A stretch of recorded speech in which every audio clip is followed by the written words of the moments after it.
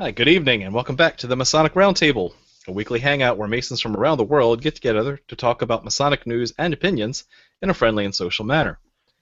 The standard disclaimer applies. The thoughts and opinions expressed here are solely the opinions of the participants and do not represent any Grand Lodge statements or positions. Make sure you keep your conversations open for the public and on the level.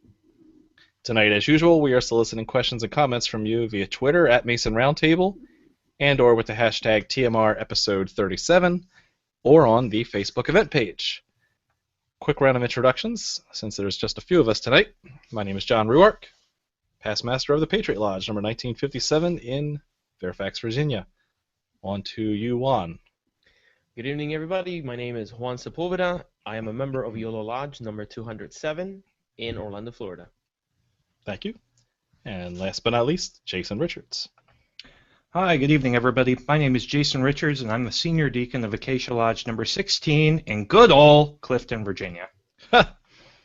Clifton, Virginia. Great. Blink and you miss it. That's right. And a lot of rich people live there. Nice. I'm glad we stuck with the good old from last episode.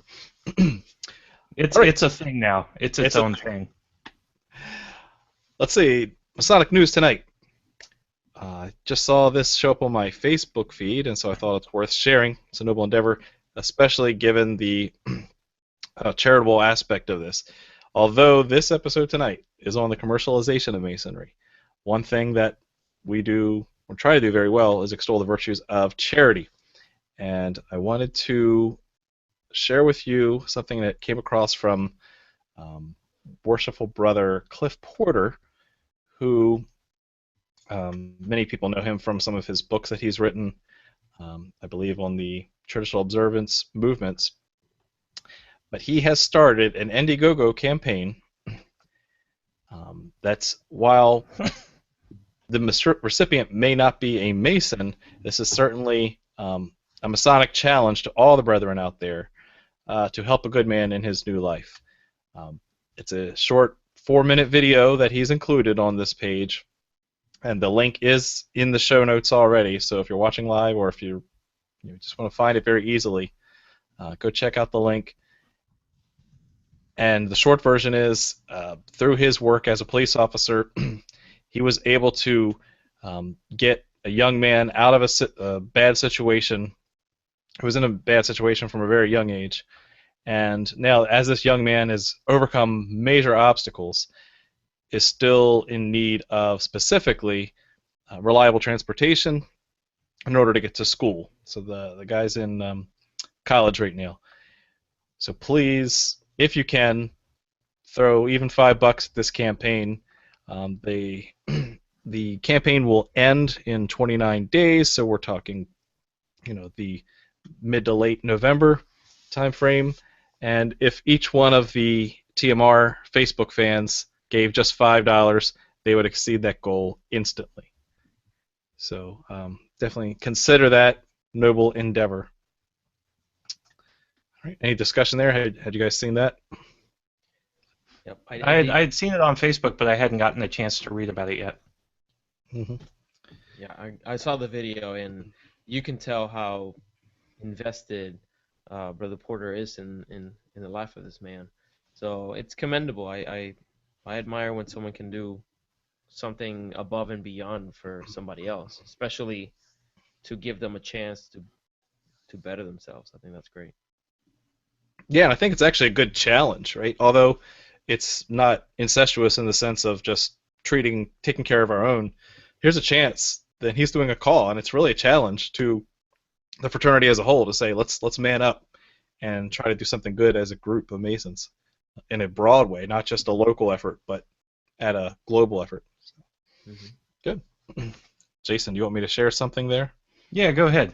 All right. There's another thing I saw a couple days ago, which I think is really cool, because if you haven't ever been to like the Grand Lodge of New York or the Grand Lodge of Pennsylvania, or a multitude of other Grand Lodge buildings around the United States and abroad, they're absolutely gorgeous by and large. And there's a website called untappedcities.com, which is giving everybody a look inside of Manhattan's Masonic Hall, the Grand Lodge of New York. And it's just really interesting because it goes through a little bit of the history of the building and a lot of the cool stuff that you find and a lot of the splendor that's involved with some of these amazing Grand Lodge buildings. So go ahead and check it out. We'll put it up on the show notes page. Again, it's not necessarily super educational, but there are a lot of gorgeous pictures, and I could look at pictures of pretty lodge buildings all day. Yeah, I mean they are, national treasures in a sense, and it's really good that those things are being shared for people that may not get a chance to go, to think about visiting them as a historical site, right? People would go to other museums or whatever, but we have a lot of money and architecture and beauty invested in these buildings, so check that out. All right. Show topic tonight, the commercialization of Masonry. Let's get right into this. Really wanted to, let's see. Jason, what are you wearing there? Oh, well, John, Masons love their lapel pins and their cheap, crazy, useless swag. And so I actually only put about probably, a third to half of the lapel pins that I actually have on the jacket tonight. But this is, something that immediately comes to mind when you talk about the commercialization of Freemasonry, because it seems like everybody and their uncle has a Masonic lapel pin of some sort. Masons, by and large, love to show their bling, whether it's in a Masonic ring, or a lapel pin, or a belt buckle, or in my case, like all three on a daily basis. Probably weirds some people out, but that's okay, because I'm proud to be a Mason. And isn't that what commercialization is all about? Right. It's proud of being who we are. Christmas is all about presents, right? Right. And in my family, they're all Masonic. Right. But yeah, so again, you wouldn't have got those things if they weren't produced for that reason, right? You wouldn't be wearing it all if someone didn't make it. And they wouldn't make it if someone like you wouldn't buy it or get it as a present. And that's really what this is about. We're taking an institution that's a fraternal organization rooted in philosophical background and really commoditizing it as a product to sell, which is really fascinating if you think about it. It's not a new thing. People have done this throughout history. You can just go on eBay and search for antique Masonic, and you'll find a ton of books, a ton of swag, aprons, sashes, pins, all that, mugs, pipes. It's been around forever.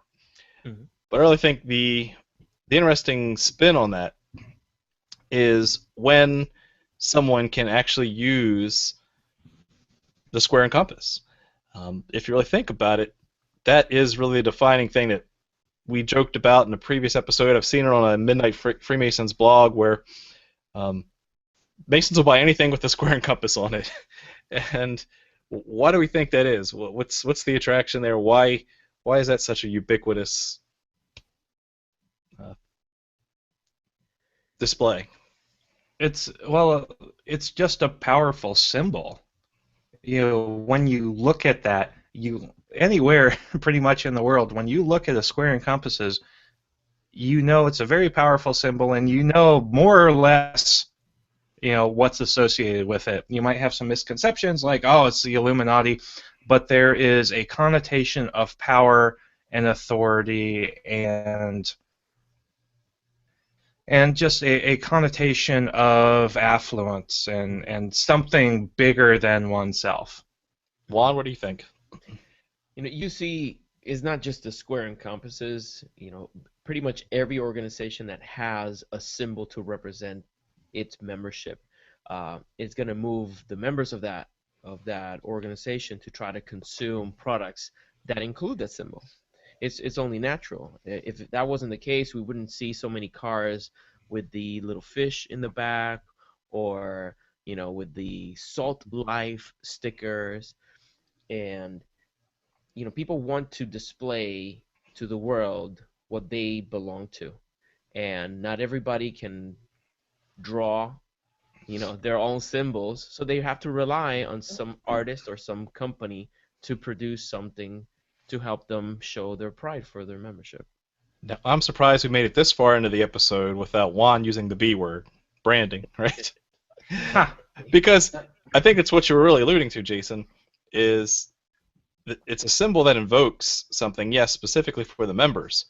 But even for non-members, there's a brand, right? There's an identity to that.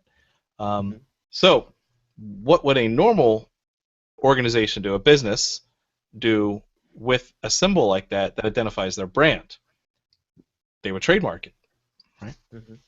So what do we know about Copyright the crap out of that thing. Right.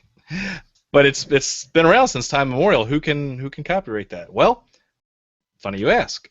That's actually been done in The first person to do it. In The Masonic Roundtable has the official patent of the square and compasses starting today, and for a nominal fee, we'll license you the usage of. Yeah. For your private use only, you have to pay an additional fee if you show it to anybody else. Yes. Exactly. Or put it on anything, right? Yeah. We're kidding. Yes, we are totally kidding because it has already been done. It has already been registered with the U.S. Patent Trade Office. I was doing a little research before the show. What we're really talking about is trademarking. We're doing a registered trademark of the logo, the symbol, right? There's been documented evidence where I believe Pennsylvania was the first one. The Grand Lodge of Pennsylvania in 1990, checking my notes, 1992. The Grand Lodge of Pennsylvania registered the square and compasses for their jurisdiction. And the Masonic Service Association of North America sent a letter to all Grand Secretaries, so every other state, explaining that because there is no U.S. Masonic National Authority, every single Grand Lodge would have to register independently about the usage of that trademark in their state. It's crazy. Talking to Nick Johnson, Robert Johnson, who couldn't be here tonight, in previous green rooms and the like, I know that there are probably a handful of states, I'm going to say 4 or 5 states, still including Pennsylvania, that have gone ahead and done the registered trademark, but that only applies, again, within their jurisdiction. So what does that do? It protects the brand. So that way someone can't use that brand on something that is non-Masonic. So from a legal aspect, if someone who tried to say, well, look, I put the square and compass on the back of my car, on my side of my work vehicle, or on my building, in those states, it would be a criminal thing. Now, other states have taken it a step further and not just broken from a trademark perspective, but actually made it a criminal law that if you use a square and compass to show yourself not as a Mason, it is a criminal offense. Yeah, it's a misdemeanor in a number of states. Yeah, so that's kind of interesting. I kind of like that. Enforcement would be a nightmare. Yeah, it wouldn't be that hard, I would assume, as far as just doing a quick check and making sure someone was regular in their dues. They're paid up at their Grand Lodge. But yes, I mean, it would be on people to call them out and bring them up on those charges. Yeah. But there is, again, that level of protection of the brand. So instead of putting we've seen square and compasses used in rap videos. We've seen square and compasses used with replacing the G with the $sign and put that on clothing. That's really. There was that car commercial with Willem Dafoe where he was touting the Entered Apprentice ring. Mm-hmm. Right, as the devil, right? Yeah. They edited that video. They did just in time for the Super Bowl. That's right. Yeah. You can still find a longer version where the camera just fixates on Willem Dafoe's ring, but. There's one thing I wanted to mention as I hear you, John, talking about this use that's not necessarily sanctioned and by companies just presenting it. That, in my opinion, I don't consider that a legitimate commercialization of Masonry itself. And correct me if I'm wrong, but the way that I was looking at the the premise, of the episode is an actual Masonic effort to create products. Because if we look at the business process, the commercialization is a very specific step in the cycle of a business, where there might be a prototyping phase, there might be some testing, and then once the market is tested that the product is viable, then it goes to commercialization, which is the actual production of the final product to be given to the consumer. Mm-hmm. And when you mentioned some of the rap videos and some of the alterations of the logo, I almost see that almost as a desecration of the symbol itself. Mm-hmm. Well, couldn't it be both? It could. I mean, you're taking a symbol that has an allegorical meaning and a meaning that's for all intents and purposes hidden from most people, and you're commercializing it in the sense that you're bringing it out into public view, regardless of whether or not you're staying true to the meaning and or the initial brand of the symbol. Mhm. I think that could be commercialization just as much as it could be bastardization. Yeah. For money, for profit, right? Mhm. Yep. Right. So that's where I was leading into. Good segue, Juan, because if we're talking about the usage of that symbol, to your point, it has created a market, right? Mhm. We let off Masons will buy just about anything with a square and compass on it. Let's talk about the market. You are in the market of selling fraternal regalia and the like. In general, what is your thought on the Masonic market, the market space that's out there? People think it's huge. That's the first part. People think that the market itself is enormous, and I don't think it is.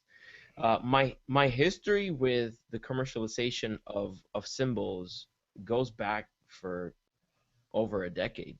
I've made a living out of the commercialization of symbols.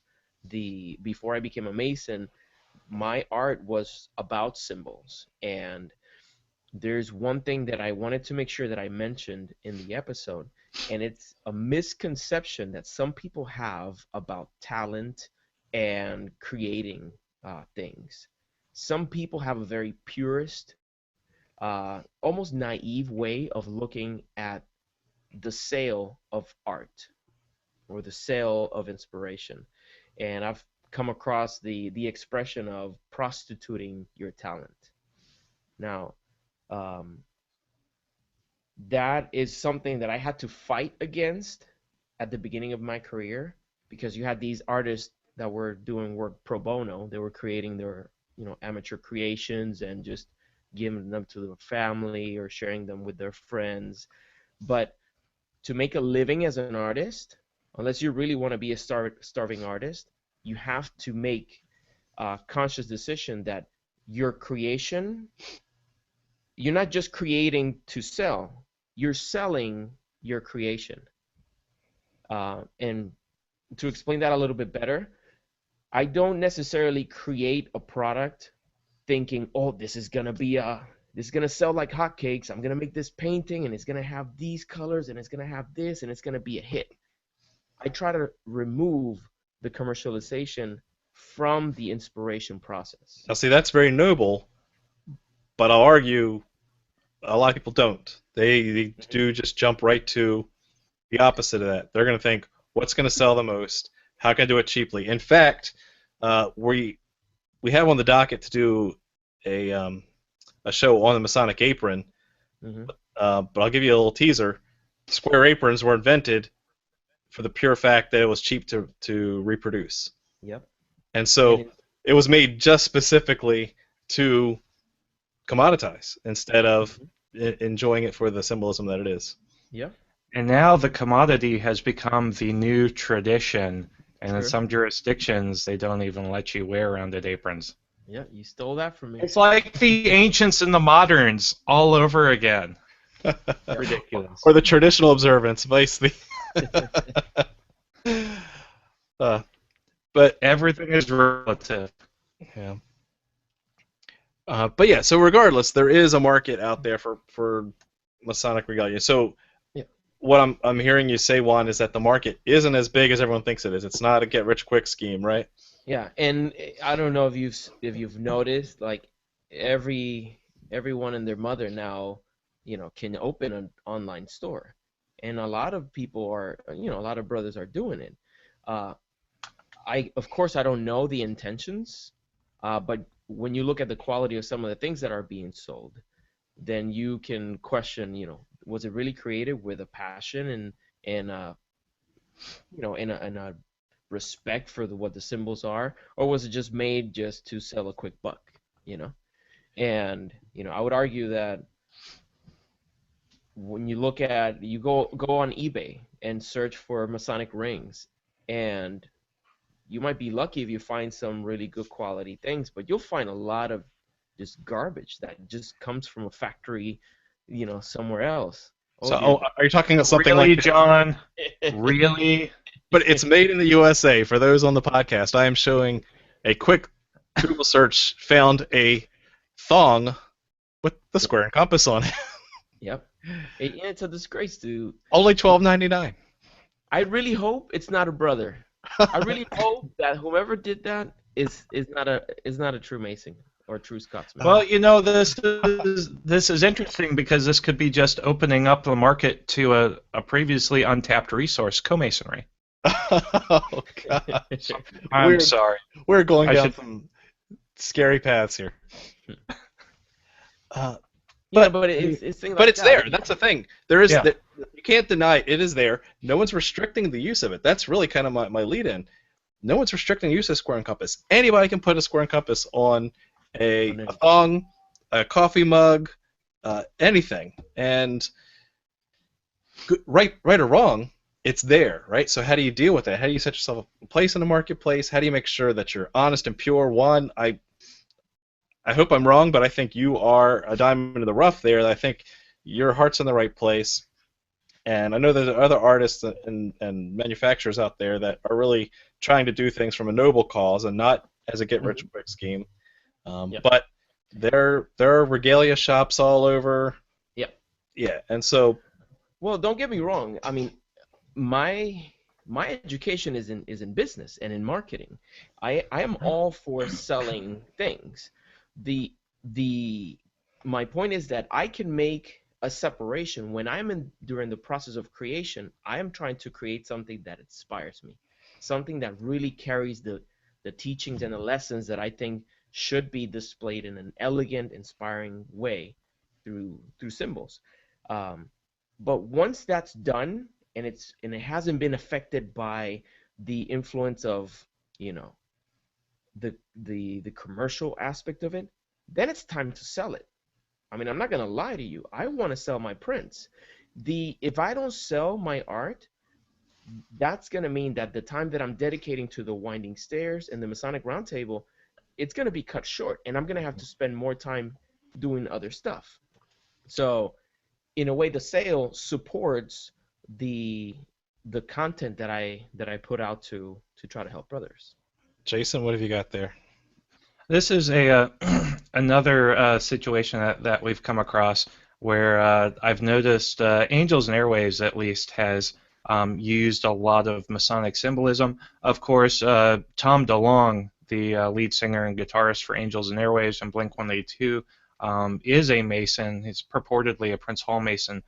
But I've run across people, just young, like, teenagers wearing like a Blink-182 or an Angels and Airwaves T-shirt that has a square and compasses on it, and I'm taken aback. It's like, what is this 13-year-old girl doing wearing Masonic symbolism? And I think this is another case where it's taking the symbolism and it's incorporating it in a way where it wasn't originally designed to be incorporated as such. Mm-hmm. So to that point, the next question I have for the group is it morally and or ethically right to sell Masonic items with symbolism, with specific icons of our craft to non-Masons? I would say absolutely it's ethical and it's moral. And I want to put, and the initial reaction of some people might be like, oh no, impossible. You can't sell anything unless you got deuce card. But think of a widow whose only connection to the time that she spent with her husband on Tuesday nights is an actual Masonic item, and she would want to have, just to steer in the line of products that I have. If she wants to buy a print that shows the square and compasses, just because she's not a Mason, I'm not gonna say no, you can't have it. You know, and sometimes the connection that people have with their family, they don't have a Masonic object that belonged to that brother, and they want to have almost as a facsimile, I don't know how to say that, but like a representation Facsimile. of something facsimile. Thank you. That reminds them of that person. Now, if it were that I'm selling, a membership, certificate or something like that, yeah, of course you don't want to sell something that could be used to pull a fast one on other people. That I guess you have to monitor a lot closer. And to take it one step further, this is something that I have brought before the leaders in my jurisdiction. This has gone all the way to and back from the Grand Lodge. So Wow. yeah, they are aware of the fact that I have a company that sells Masonic art and regalia. So, it's not like I'm flying under the radar trying to sell my wares until I get caught, you know. Right. So, Well, I take the same approach with doling out the TMR lapel pins. I mean, not I don't verify that every single person that orders one of these super amazing lapel pins, beautiful. branding, from me is a Mason. I've had women order them. I've had men. Most assuredly, Prince Hall, Grand Lodge, probably spurious or unrecognized, according to my jurisdiction. And honestly, the fact of the matter is, in a lot of cases, I really, I'm going to get flamed for this, but I just don't think that's the big issue here. When it becomes so cost prohibitive if something becomes really cost prohibitive because we're trying to do our due diligence and make sure that every person has the the clearance level to get our Masonic stuff, why do it at all? Because it's supposed to be a fundraiser in a lot of cases, or in like Juan's case, it's his livelihood, his vocation. You can't make that cost prohibitive. It just goes against absolutely everything we stand for as far as taking care of our families and ourselves. Yeah, and no, see, and that's a good point because I was surprised that Christmas last year, at the end of my year in the East, I got a nice past master's tie from my wife. Never thought she'd get that for me, and glad that she was able to find it online, buy that, and give that to me as a nice present. Mm-hmm. Obviously, she's not a Mason, and so it was nice to be able to receive that as a gift. She knew that would mean a lot to me. It was a secret, and so I was surprised when I got that. And so there's that. There's that aspect of having, like you said, family, friends, buy those things. If the market's already there, then be able to provide it so a Mason can receive it, right? But at the same time, the other viewpoint I have it on it is I'm kind of okay with it as well, in the sense that let's think of it like how some churches give away Bibles for free, right? They do that not because you don't know what's in it yet, because that's the whole point, is that it's the symbol is not the thing, right? And so the fact that there's square and compasses or whatever Masonic iconography is on there, and it's bought or picked up and looked at by someone who's not been initiated, they're obviously not going to get it and respect it as much as those who have. Mm-hmm. So the mere fact of the thing, the mere presence of this symbol, doesn't have the impact as it would on a Mason. So to put it out there, unless it's blatantly giving away, certain things that we hold dear,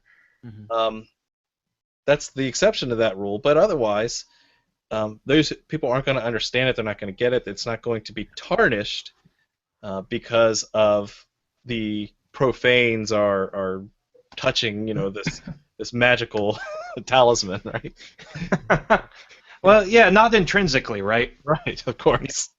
You get into the idea of misrepresentation and the bastardization that we were talking about earlier, and then you could have some issues, but that's out of our control.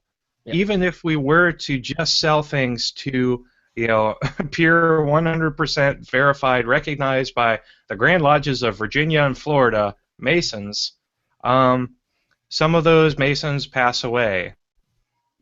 Those things now go to their family, none of whom are Masons. I mean, it's, our symbolism is going to endure much longer than we will.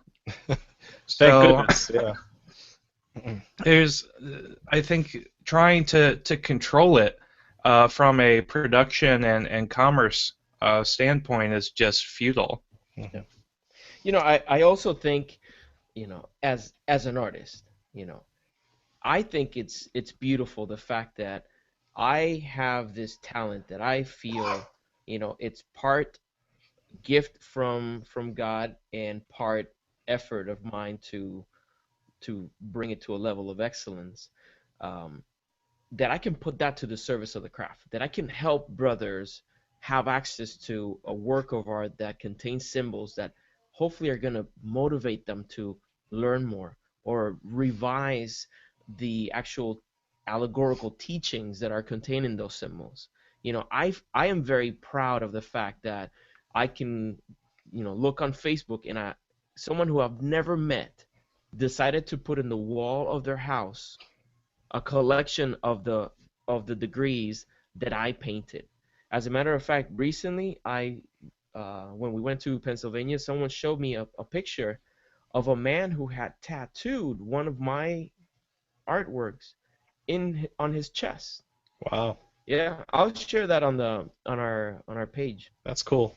But to me, like, anytime that man looks in the mirror, he's gonna see something that I took the time to create as best as I could and as best as my abilities allowed, so that the message of those symbols could carry through. And that man is gonna see it every day. Wow. So the last question I had to the group tonight is, what about the use of square and compasses on to promote your business? Right, it's business cards, letterheads, flyers, brochures, whatever. What does one think about that? Juan, is there any feelings on that from a Florida perspective, a Florida Mason perspective? Yeah, in this case, my feelings, they don't have any. We're not supposed to, within our logo or within our company displays, include a Masonic symbol like the square and compasses. Mm-hmm. If you look at the symbol for the winding stairs, there's no square and compasses there anywhere. Mm-hmm. Yeah, I was trying to respect the fact that we're told that. Plus, anybody and their mother puts a square and compasses to replace an A. Yeah, right. In their design. Well, it's similar in Virginia. Right. Virginia's Methodical Digest makes the case for non-Masonic vocations. So if you're a plumber, you want to plaster a big old square and compass in your logo or on your truck, that's actually explicitly forbidden in the Virginia Methodical Digest. This is something where I'm actually kind of split on it, because on one hand, you've got the trust but verify method. Not every person who uses a square and compass on their vehicle is in fact a Mason or a recognized Mason. So just because some guy is driving a plumbing truck and he's got a square and compass on his vehicle, that doesn't mean that he's going to take good care of you and won't wrong you in some way. So it seems to me like it's more or less of a non-issue, just because to me it doesn't make a difference.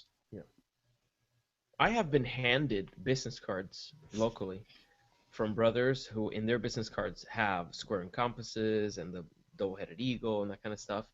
And, it's not my, I guess I could whisper wise counsel in their ear once I get to know them better. But during that initial introduction, I can't say, "Oh, very nice to meet you, Joseph. Joseph, you have square and compasses in your business card. Did you know that in the digest, section 15, Masonic offense, Joseph. I'm bringing charges on you." We've got a friend and brother who has a Masonic business card, and it it doesn't give his vocation at all. It's just George Owen. Sorry, I outed you, George. And Acacia Lodge number 16 with square and compasses, and I think that's totally cool. And that's not breaking any Methodical Digest rules and regulations because it's your Masonic vocation, as it were. Yeah. And I think that's perfectly fine if that's something you want to hand out to brethren, just to say, hey, here I am, Freemason. You're not trying to sell anything else, and so I think that's perfectly fine. Mm-hmm. I guess also the caution is to not come across as that you're putting those symbols there to try to drum up business. It's like, oh wow, he's a Mason, So I understand, and I don't. It is okay here if you have an office that the public can see, and if you have certificates of membership and certificates of accomplishment that are Masonic in nature. It's fine for you to display that kind of stuff, for you to have a ring, but on the logos, banners, anything that you have promoting your business, you shouldn't have any square and compasses. All right, Jason, you want to go check social media? Yes, we have gotten a lot of really good comments. First and foremost from Gerald Eckerd, the bearded brothers Ruark and Richards, and the two brothers Johnson. Juan, we need to find your show counterpart. And to that I say there can be only one. Yeah, only Ricky one. Martin is not only one. That's so anyway, now more on topic. Sam LaPointe actually gives us something really interesting on Facebook. He says, I don't think a non-Mason wearing Masonic items could be any more detrimental to the image of Freemasonry than online conspiracies or documentaries. Would you guys agree? Any more detrimental than the conspiracy things that are out there? Yeah. Well, where does the detriment come from? In conspiracy theories, it's just, fallacious arguments and false. If someone is just wearing, if it's a teenager walking around with a square and compass, he's just walking around with their parents, I don't think that's going to be as detrimental as. So here's where I'm looking at it. Yeah, there's kind of a malintent thing there. Mm-hmm. Well, how about this? So if you look at what is the impact of the damage, right? Let's just say there's both malintent for both the conspiracy theorists and the person who's posing as a Mason. The breadth, the impact, the span that this one poser is going to do is very limited. Mm-hmm. Whereas those with a conspiracy blog, they got the whole attention of the internet potentially. If they have a conspiracy show on History Channel, you have people that not only can watch it but can record it by the DVD. And so I think, to his point, to Sam LaPointe's point, is that it's definitely much more harmful to have those conspiracy shows than to have someone who's presenting themselves falsely. I'm not saying it's right either way, but just I'm looking at it from a probability and impact, a risk analysis perspective. Sorry, it's the engineer in me coming out. But you would definitely want to go after addressing the larger risk rather than the smaller risk. And make an example out of them. Go all William Morgan on them. Yeah. So we've got a really good tweet here that says, is it a good idea to restrict the use of the square and compasses in our own community, that being the Masonic community, while allowing pop stars to use it as they like? Yeah, that's a good point. It all comes down to what you can control. Yeah, the Grand Lodge can control its members and make sure its members are using things for good and things that are edifying. When it gets external to the fraternity, there's really not a lot that we can do about that. Who's going to go up to to Jay-Z and say, "Excuse me, misdemeanor"? I mean, come on, that's not even a Masonic symbol, but still, it's all about common sense and trying to shed the best light on the fraternity as possible and recognize what you can and can't control. Yeah, I mean, Yeah, I write like a letter to China. Right. Dear Chinese government, please stop sending inexpensive square and compass shashkis hmm to the mainland. I mean, I also look at it very similar to like WikiLeaks or something like that. It's about control. Once things are out of control, there's no coming back. And so, I also like to think of it in the adage of where people say the best highlight of Masonry is you, the individual, acting as a Mason should be at all times and representing fraternity one man at a time. And so that is the counterpoint to when something does come out and gets put, gets splattered on a logo somewhere out of our control. How do you counter that? Well, you counter that by showing them what a true man who's earned the honor to wear that symbol, what that really means. Mm-hmm. So here's an interesting standpoint from Kenny Wilmot. It can actually be a good thing for growing the fraternity if commercialization is done right. And he's likening it to the to be one, ask one, or making good men better campaigns and advertisements. It can be done without asking for membership, just as a way to guide people to your own state's Grand Lodge website and debunk conspiracies and whatnot. I'll go a step further. National Treasure. I know many Masons that have joined because of watching National Treasure, which alludes to the Masons, not a Masonic movie, not endorsed by Masonry, not produced by Masons as far as we know. But yet here we are. Assassin's Creed. Yeah, we're bringing in new members because of the commercialization of Masonry. Mm-hmm. And we do have a membership problem, right? So, Jason. Reportedly. So yes, that's very true regarding the commercialization, not the membership portion. So yeah, I mean, I think commercialization, if it's done correctly, can stimulate interest, can be a really great thing. I personally hate the to be one, ask one thing because people just find it more confusing than they would otherwise, or at least in my experience. But I understand when it's done right, it can be done really well, and it can help out the fraternity. So, according to Ryan Flynn, our good friend and fellow Masonic artist, he says actually apathy is the greatest threat to Masonry vice commercialization. In regards to commercialization of the craft, brothers need to make it a point to seriously consider how they display the craft to the public.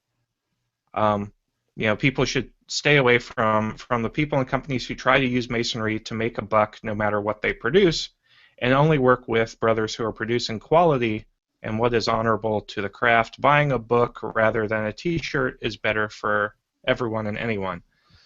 And I mean, I personally disagree with a lot of that sentiment. Yes, the brothers themselves, again, things you can control, vice things you can't. Brothers themselves who are Masonic artists like Juan and Ryan are going to take their obligations seriously, and they're going to produce amazing works that are for the good of the craft. Mm-hmm. I'd like to echo the sentiment though of what Ryan's trying to say. If you look at the Wikipedia model, right, it is a self-policing state, and there are people that are experts on certain topics, and they will hunt down people that are trying to tarnish the editing a page that they know nothing about, right? And so if it's done organically and if it's done in a self-policing manner, yeah. I think that's noble, right? That we want Masons to support other brothers' businesses, especially brothers who are in the business of Masonic artwork and regalia, Yeah. and that it should be done to police itself, to say, hey, I'd rather you buy this from me than from this thing mass produced in China, right? Yeah. And not just, I do see the point that Ryan is making when it comes to buying a book as opposed to a T-shirt. Even though there's nothing wrong with buying a T-shirt that has Masonic symbols and you wear it proudly to show it, but the quality of what you're getting, I think it's important. Like for example, almost every master, as he steps down and passes the gavel to the next worshipful master, gets a print, gets an art print, and it's usually that it's a very standard one, at least here in Florida and in my lodge. Every master gets the same print. I would rather see them getting one of Ryan's patents, or one of Ryan's the beautiful work he has that has the columns and the orders of Oh, the architecture. Codex series, Yeah, yeah. I'd rather see a master receiving that, because we know it's not just a mass-produced print that's coming out of God knows where, but it's actually supporting a legitimate Masonic business, and of course mine. I don't have to tell you that. FreemasonryArt.com. Yeah. No, and yeah, I completely agree with that. But I also, I consider, Masonic artists who are using that as their vocation, in the group of people trying to make a buck and trying to, it's not as flagrant. Oh, I'll sell anything if it gets me cash. Mm-hmm. But you can't discount the money involved in Masonry and the livelihood that Masonic symbolism can impart. Mm-hmm. All right, Jason, why don't you start to bring us home? Alrighty. Well, we had a lot of good discussion. Yeah. Did we? We had a lot of really great discussion today, despite me not being able to talk. So thanks for being engaged, everybody. As far as commercialization is concerned, I think an increase of commercialization, even from where it is now, is going to be a good thing. Because if nothing else, like really, really great Masonic ties are in short supply and often very limited. And I want some Masonic ties that don't look like they were worn by my great-grandfather back in like the Great Depression era.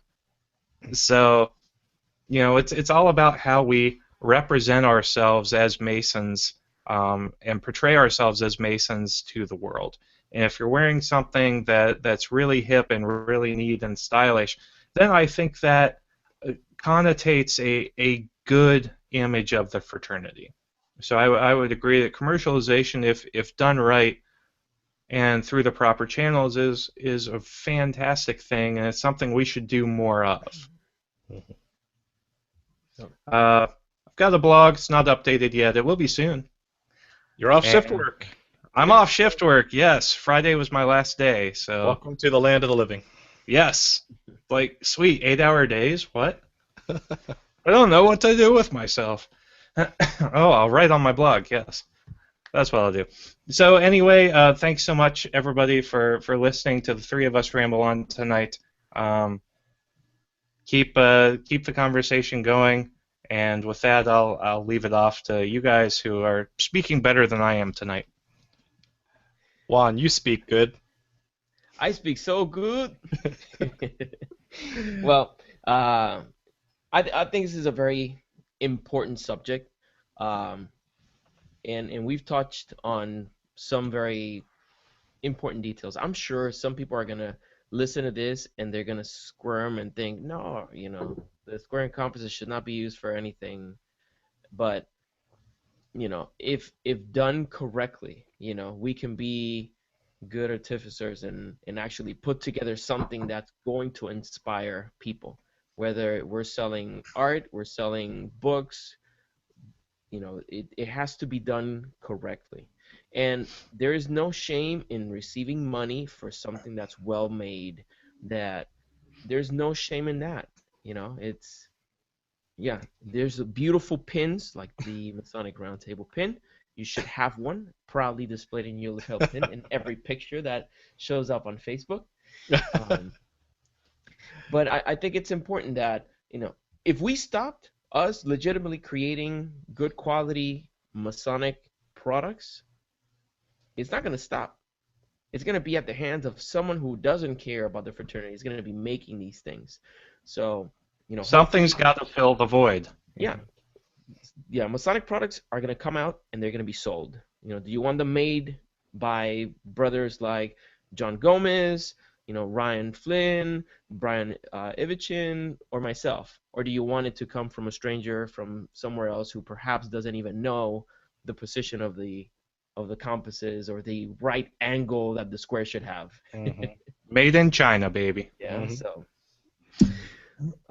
one quick thing. I wanted to say thank you to Dunedin Lodge number 192. I went to speak there yesterday, and the lodge was packed. I mean, the attendance was incredible. They have a beautiful lodge, but even more beautiful, the zeal of the brothers that were there. We discussed the Bridging the Gap message. Even though many of you have heard the podcast version of Bridging the Gap, it's completely different than what you actually see when I'm presenting live. And Worshipful Matt Panzano and Brother Robert Frierson, thank you so very much for your hospitality, and I've really had a good time. I can't wait to come visit you again. Check me out at thewindingstairs.com.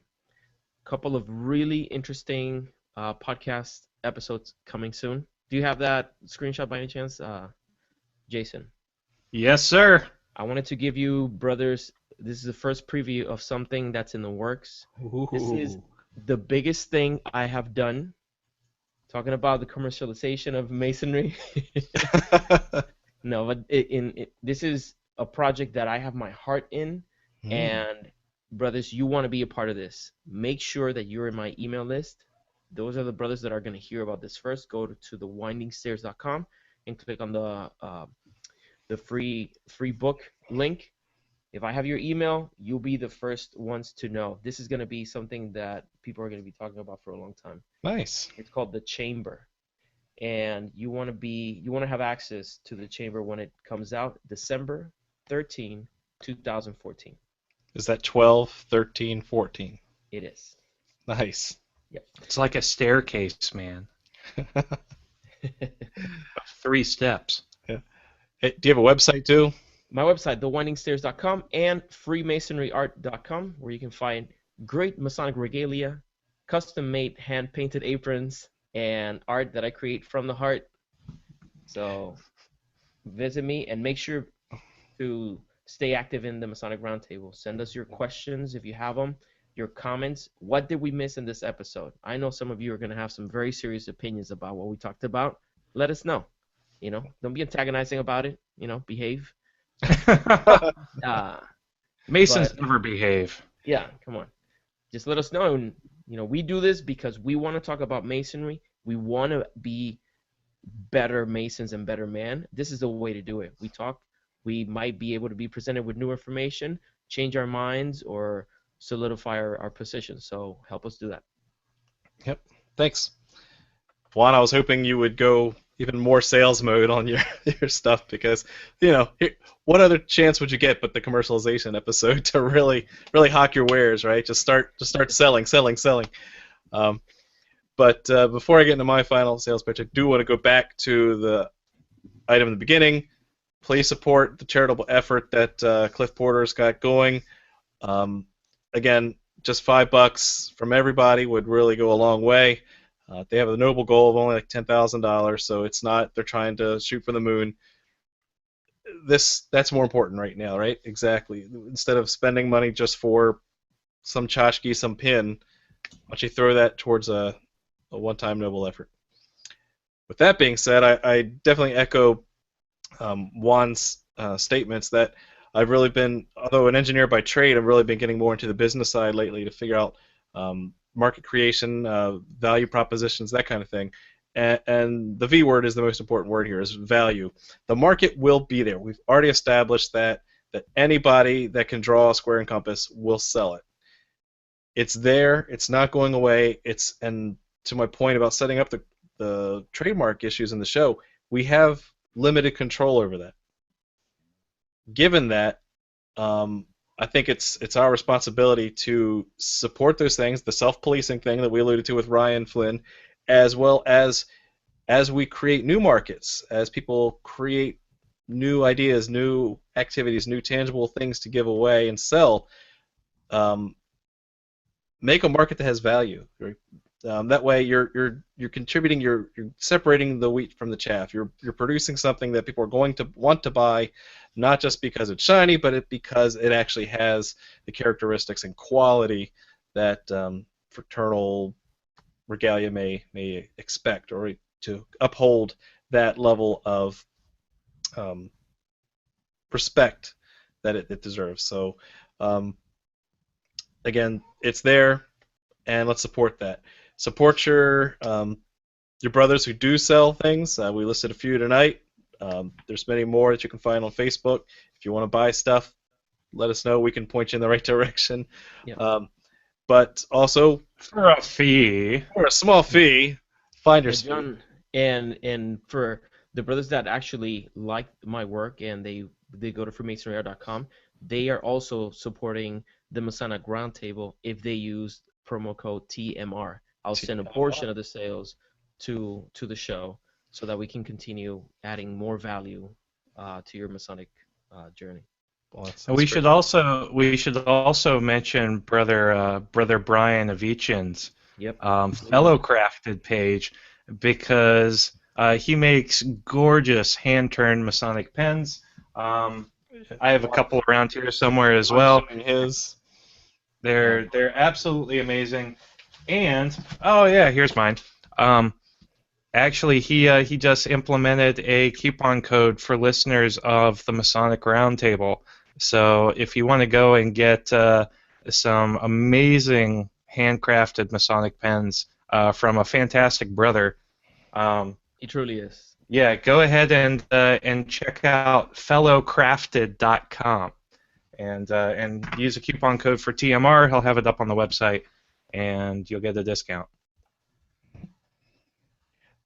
Agreed. And to that point, definitely check out the Masonic Roundtable's page as well. We do need to keep the lights on, so here's our chance to sell you on give us a donation, we'll give you a pin. So it's less of a marketing thing and more of a let's support ourselves to make sure we keep this show going. We definitely want to hear from you, and we'll have future products in the future. With that. That's all I got. Thanks for watching. Vaguely nebulous. Yes. Let's go back to the ambiguity section of the logical episode. Yeah. On that note, thanks for watching. Keep searching for more light. Have a good night.